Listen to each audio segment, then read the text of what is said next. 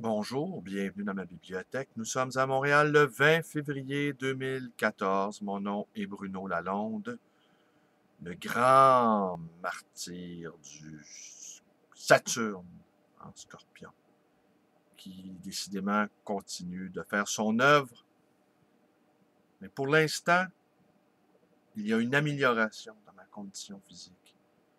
Mais avant de crier victoire, eh bien, je vais attendre une journée ou deux.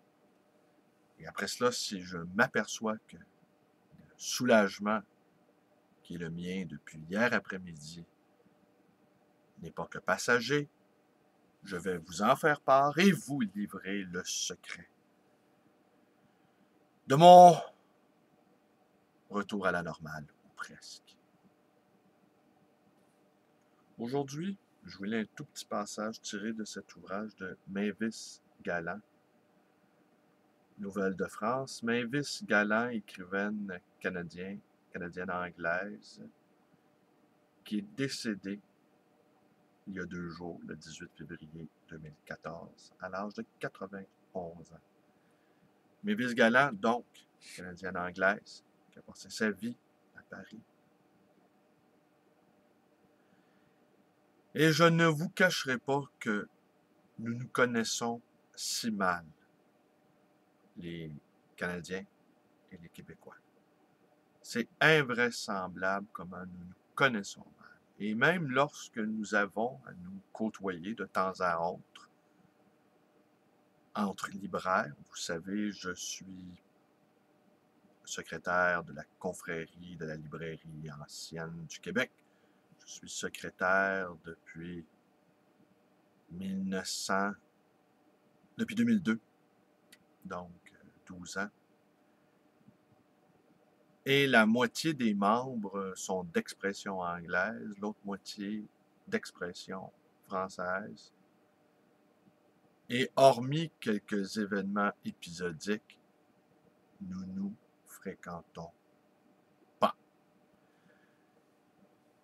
Par contre, nous avons beaucoup de points communs, et c'est ça qui est un peu navrant dans cette méconnaissance mutuelle. Nous avons plusieurs points communs, dont un. Nous sommes tous, d'une certaine manière, des anarchistes. Et parfois, certains nous suggèrent d'aller chercher des fonds publics pour faire la promotion de notre confrérie. Et là, c'est les cris dans les deux langues. Aucun d'entre nous n'a envie de faire affaire avec le gouvernement, qu'il soit provincial, qu'il soit fédéral. Nous refusons que le gouvernement apparaisse dans notre confrérie. Alors oui, des anarchistes de droite, des anarchistes de gauche, des anarchistes d'expression française, des anarchistes d'expression anglaise, mais assurément de fortes personnalités réfractaires à tout biberonnage aux mamelles de l'État. Ça, c'est notre point commun de base. Alors, nous connaissons mal la littérature des Canadiens anglais, les Canadiens anglais nous connaissent mal, on se connaît si mal les uns les autres. Alors, pour une petite avancée, je vais vous lire un passage ici. Donc, c'est tiré de Nouvelles de France, et dans ce livre, il y a des extraits de son journal, et le passage que je vous lis, c'est le 12 août 1997. Comme mon numéro figure dans l'annuaire, je suis à la merci de n'importe quel inconnu, en particulier pendant l'été. Parfois, les gens qui appellent ont simplement besoin de discuter, mais le plus souvent, ils veulent apprendre à écrire. Ils attendent de moi que je leur révèle un secret, comme si les écrivains tenaient caché au fond d'un placard une espèce de formule magique qu'ils ressortiraient pour écrire leurs livres. Quelques-uns s'obstinent à me prendre pour une sorte d'agent de voyage littéraire. Récemment, on m'a demandé très sérieusement dans quel café il fallait aller pour voir des écrivains travailler. Après tout, il s'agit d'une activité inhabituelle et j'imagine que le spectacle vaut le coup d'œil, un peu comme une troupe de chimpanzés en train de faire du tricycle. En fait, une seule de mes amies écrit encore ses romans dans des cafés. Elle les choisit banales et sans charme et les fréquente plus ou moins assidûment selon les époques, comme on le fait d'habitude avec les restaurants. Certains sont suffisamment proches de chez elle pour qu'elle puisse s'y rendre à pied, mais la plupart du temps, elle doit faire de longs voyages en bus. Si quelqu'un dans son entourage découvre l'un de ses repères, elle l'abandonne aussitôt au profit d'un autre, plus obscur et plus difficile d'accès. Le mythe de l'écrivain travaillant à une table de bistrot a la vie dure. Ce n'est là que le seul domaine dans lequel les vieilles légendes restent vivaces. Il en est de même quand nous touchons du bois, en référence aux chênes sacrés, pour nous garder du mauvais sort alors que nous habitons des rues sans arbres. Lors de son premier voyage à Paris, un jeune compositeur m'a confié qu'il entendait Paris plutôt qu'il ne le voyait. Mentalement, il se représente la forme du son des villes.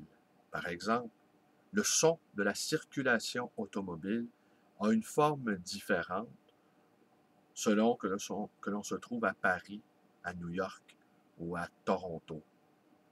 Pour moi, avec ses mains, il a dessiné ses sons dans l'espace. Depuis cet épisode, c'était il y a quelques semaines à peine, j'écoute avec attention les bruits familiers de la rue pour essayer de comprendre ce qu'il a voulu dire. C'est peine perdue. J'associe des mots et des images au son. Les voitures qui passent rue de Vaugirard me font penser à de l'eau qui jaillit par à-coups.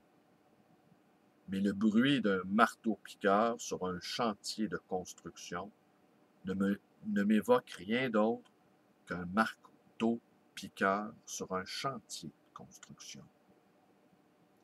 À Paris, au mois d'août, alors que tout le monde est censé être en vacances, on se met à éventrer la chaussée. À côté de moi, 2 rues ont été fermées à la circulation. La première doit laisser place à un parking souterrain dont personne ne veut. Tout le quartier a signé une pétition de protestation. Quant à la deuxième, cela reste un mystère. Les pétitions échouent dans des boîtes en carton et sont jetées à la Seine, non sans avoir été au préalable lestées avec des blocs de béton enlevés aux rues Paris. Le 12 août, c'est-à-dire aujourd'hui, marque la saison, l'ouverture de la saison à la chasse à la gousse en Écosse. La prononciation des journalistes de la BBC à la radio est de plus en plus fantasque. L'auditeur peine à comprendre. Au journal, le présentateur a annoncé le début de la chasse à la grâce. 2 possibilités. Soit il s'agit d'une référence métaphysique obscure, soit les chasseurs ont déclaré la guerre à toutes les femmes prénommées Grâce. Je préfère autant ne pas le savoir. Et bien voilà, pour avoir des nouvelles de France, rien de tel qu'une Canadienne d'expression anglaise, expatriée à Paris. Je vous remercie d'être avec moi. Portez-vous bien. Portez-vous bien. Et puis, portez-vous bien. Portez-vous vous-même. Vous comprenez?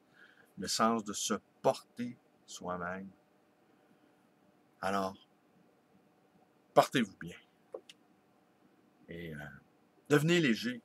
Devenez léger, devenez léger. Ne soyez pas un poids pour vous-même si vous voulez vous porter bien. Bonne journée à tous. Et à demain pour de nouvelles aventures microscopiques.